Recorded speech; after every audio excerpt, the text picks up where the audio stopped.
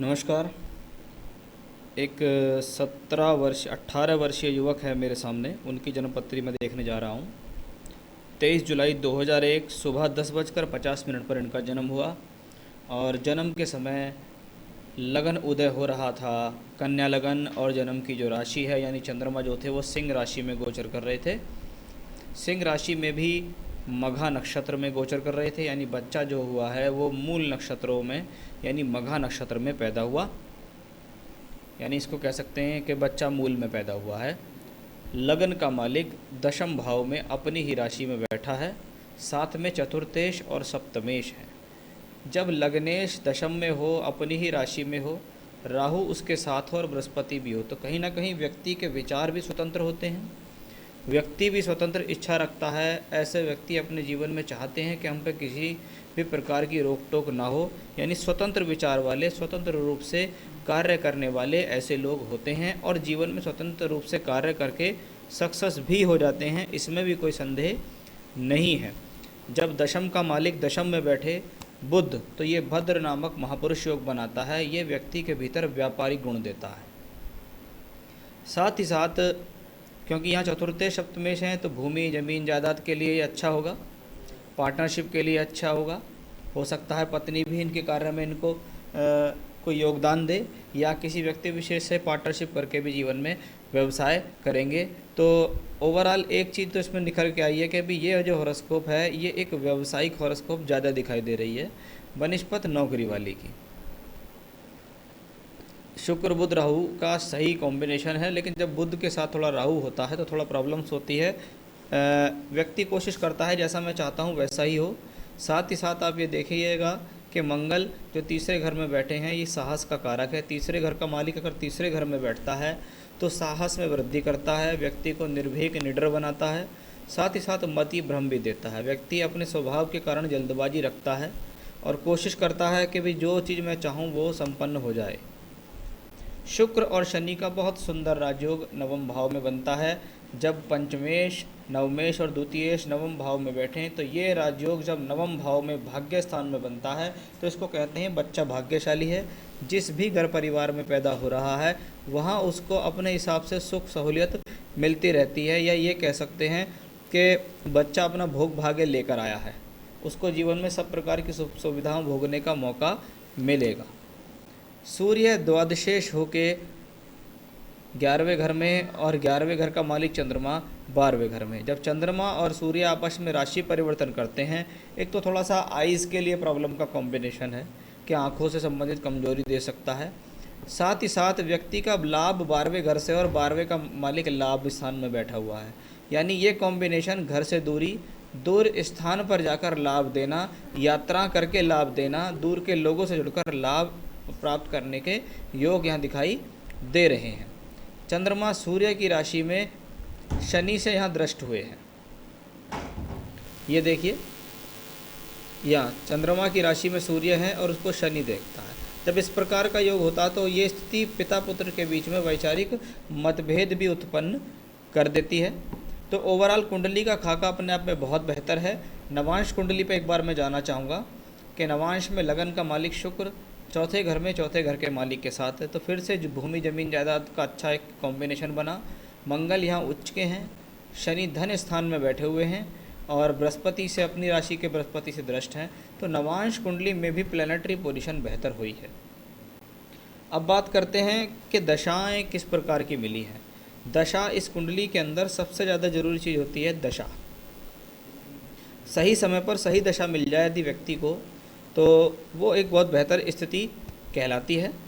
जैसे बुध इस कुंडली में बुद्धि का कारक कहलाता है, वो राहु के साथ है, मति भ्रम देता है। चंद्रमा मानसिकता का कारक कहलाता है, वो द्वादश भाव में सूर्य की राशि में रॉयल साइन में बैठा है, यानी व्यक्ति जीवन में चाहता है कि मैं छोटे स्तर पर काम ही ना करूं, उसकी जिज्ञासाएं महत्वाकांक्षाएं काफ़ी बड़ी होती हैं। मंगल साहस का कारक है, साहस बढ़ा रहा है। शुक्र स्वैग रही है, व्यक्ति के भीतर सुंदरता के गुण, भोग भाग्य के गुण, सभी प्रकार की चीज़ों को भोगने की इच्छाएं दर्शित कर रहा। शुक्र की ही महादशा इस व्यक्ति को चल रही है। देखिए, तीसरे घर में बहुत सारे कारकत्व होते हैं, लेकिन थर्ड हाउस मेहनत, साहस, क्रोध, जिद्दी, मित्र, पड़ोसी, यात्राएं, इन सब के लिए जाना जाता है। दशा चल रही है शुक्र की, शुक्र शनि के साथ है। एक बात इसमें पक्की है कि शुक्र जो है पंचम भाव में शनि के साथ बैठा, इसका मतलब एजुकेशन तो होगी। ये वो स्थिति नहीं होगी कि भी एजुकेशन नहीं होगी या स्पॉइल हो जाएगी, ऐसा कुछ नहीं है। एजुकेशन तो होगी और वो कहीं ना कहीं निरंतरता को बांध के रखेगी, एक बात। दूसरा, मंगल उसको देखता है। अब तीसरे घर के संबंधित जो मैंने कारक तो बताए हैं वो सब शुक्र से संबंध हो रहे हैं। आपने कहा दोस्तों पर विश्वास करता है, दोस्तों के साथ घूमना आना जाना, उनके साथ खेलना, उनके साथ रहना, मित्र बनाना, नए नए मित्र बनाना या नए नए काम करने की इच्छा रखना, अपने अंदर क्रिएटिविटी जगाना, ऐसे लोगों के स्वभाव में आ जाता है दशा के हिसाब से। पंचम नवम भाव में शनि के साथ बैठा है शुक्र, साथ ही साथ बुध की अंतर्दशा है, बुध दशम में है। अब एक ग्रह बैठा नवम में, एक ग्रह बैठा दशम में, दोनों अपनी अपनी राशि में बैठे हैं और शुक्र में बुध दिसंबर 21 तक है। उम्र हो गई 18 वर्ष। एक चीज़ तो पक्की हो गई कि अगर व्यक्ति इस दौरान कोई एजुकेशन करेगा तो वो एजुकेशन एक प्रोफेशनल क्वालिफिकेशन होगी। पहली बात, जब ग्रह दशम भाव में स्थित हो जाता है तो कर्म से संबंधित अगर पढ़ाई करेगा तो कर्म से संबंधित करेगा, प्रोफेशन लाइफ में जाना चाहेगा तो घर परिवार के भीतर यदि कुछ काम हो रहा है तो उसमें जुड़कर काम करना शुरू कर देगा। ये दोनों स्थितियों पे हैं। मैं अभी आपको ये कहूँगा कि इनको किसी न किसी प्रकार की प्रोफेशनल क्वालिफिकेशन में आप डाल दीजिए, क्योंकि मरकरी का रोल बहुत स्ट्रांग है। तो कॉमर्स से रिलेटेड पढ़ाई, कंप्यूटर से रिलेटेड पढ़ाई, BCA, BBA ऐसी या BCom ऐसी कोई इनको एजुकेशन आपको करा देनी चाहिए।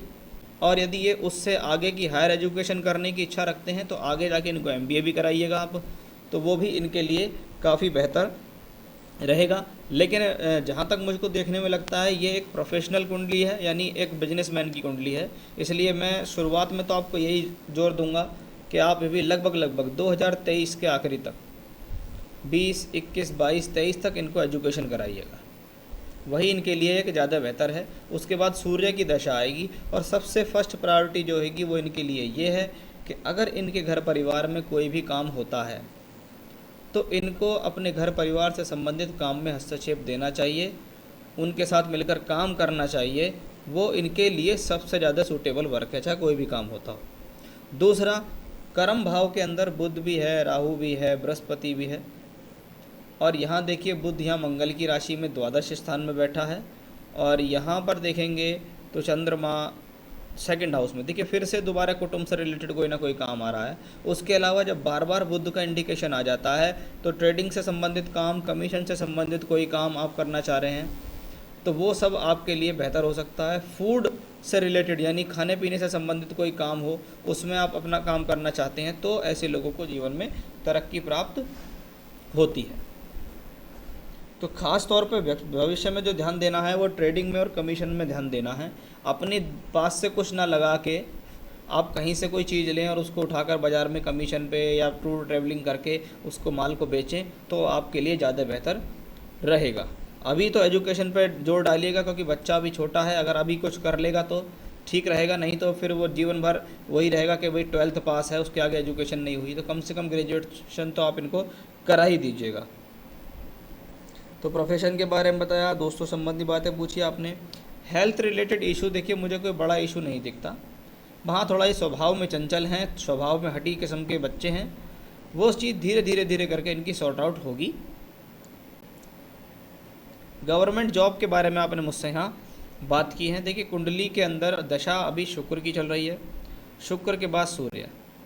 आगे भी जो दशा हैं उनमें कहीं ना कहीं ये स्थिति दिखती है। अगर ये बच्चा मन लगाकर पढ़ाई करता रहे, जैसे मैंने अभी इनको ग्रेजुएशन के बाद या कोई प्रोफेशनल डिग्री के बाद MBA करने की सलाह दी है, तो ये ग्रेजुएशन करते करते भी सरकारी नौकरी की तैयारी करें और आगे भी सरकारी नौकरी की तैयारी करते रहें, क्योंकि इनकी कुंडली में सरकारी नौकरी से संबंधित योग विद्यमान है। जब बुध का रोल आता है तो इनको क्लरिकल जॉब, बैंकिंग सेक्टर से संबंधित जॉब, फाइनेंस से संबंधित जो गवर्नमेंट की जॉब होती हैं उनमें हस्तक्षेप इनको करना चाहिए, वो इनके लिए काफ़ी बेहतर रहेगा।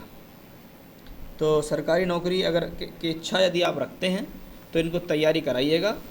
पर मुझको लगता नहीं है, मैंने बहुत कम लोग ऐसे देखे हैं जो अपने जीवन में किसी के अंडर में काम कर लेते हैं। अभी इच्छा है सरकारी नौकरी की, बाद में हो सकता है वो स्थिति चेंज हो जाए और व्यक्ति प्रोफेशनल लाइफ में जाए। लेकिन जितनी भी दशाएं आगे तक इनको आ रही हैं, वो एक चीज़ तो कहती हैं कि ये व्यक्ति अपने बल पर कुछ कर सकता है, एजुकेशन के बल पर भी कर सकता है, तैयारी करके सरकारी नौकरी भी ले सकता है, और अपनी बुद्धि का प्रयोग करके व्यवसाय के क्षेत्र में भी जा सकता है। तो ये था आपका हॉरोस्कोप, उसका एनालिसिस। अभी शुक्र की दशा इनको चल रही है, शुक्र का योग शनि के साथ है। शनि आजकल पंचम भाव में चल रहे हैं, कन्या लगन है और सिंह राशि है इनकी। तो कन्या लगन से पंचम में शनि चल रहे हैं और चंद्रमा से छठे घर में शनि चल रहे हैं। ऐसे बच्चे को रोज़ाना हनुमान चालीसा का पाठ करना अनिवार्य है। साथ ही साथ सीधे हाथ की कनिष्ठ अंगुली में एक 6.25 रत्ती का पन्ना, एक अच्छा सा पन्ना इनको आप पहना दीजिए। आप चाहें तो मुझसे भी उस रिंग को प्राप्त कर सकते हैं, मैं आपको स्टोन दिखा भी सकता हूँ और रिंग बनाकर आपको प्रोवाइड भी करा सकता हूँ। हनुमान चालीसा का पाठ इनके लिए अनिवार्य है। इनको दिन में कम से कम सुबह या शाम दोनों बार करें या किसी एक टाइम करें, लेकिन करें ज़रूर। तो ये था आपके हॉरोस्कोप का एनालिसिस। नमस्कार।